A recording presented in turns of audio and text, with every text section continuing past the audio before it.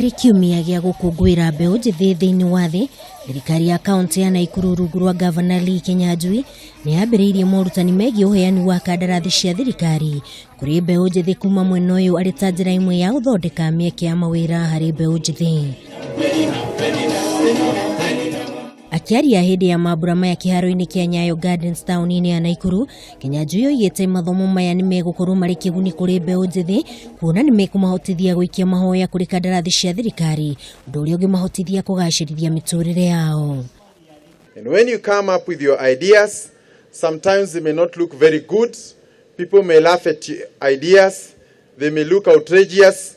But don't forget that the ideas that change the world, initially or for the first time, they looked like it would never work. So please, if you believe in something, work around it. Kinyanjui nĩ oigite kwa ihinda rĩa mĩaka 5 yũkĩte, thirikari ya Naikuru nĩ gũkinyanĩria kĩoneki kĩayo gĩa kwambatĩria mĩikarĩre ya mbeu njithi na njĩra ya gũthondeka mĩeke ya mawira o ũndũ ũmwe na gũthondeka ceceni cia gũthomithania maũndũ megiĩ kandarathi cia thirikari mwena wa Gilgil na Njoro.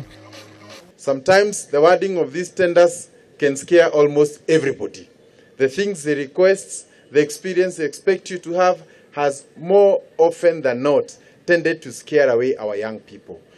Akinyita mbaru mĩario ya ngavana Kinyanjui mũrũgamĩrĩri wa mbeu njithi kaunti-inĩ ya Naikuru Daniel Kimani oigite nĩ gũkoretwo na mĩhĩnga mĩingĩ harĩ ũthii wa nambere wa mbeu njithi kaunti-inĩ ĩno, agĩkuruhania minista wa mbeu njithi na mathako kaunti-inĩ ya Naikuru Harĩ Magabana na gũtharara kwa mĩhang'o ĩno.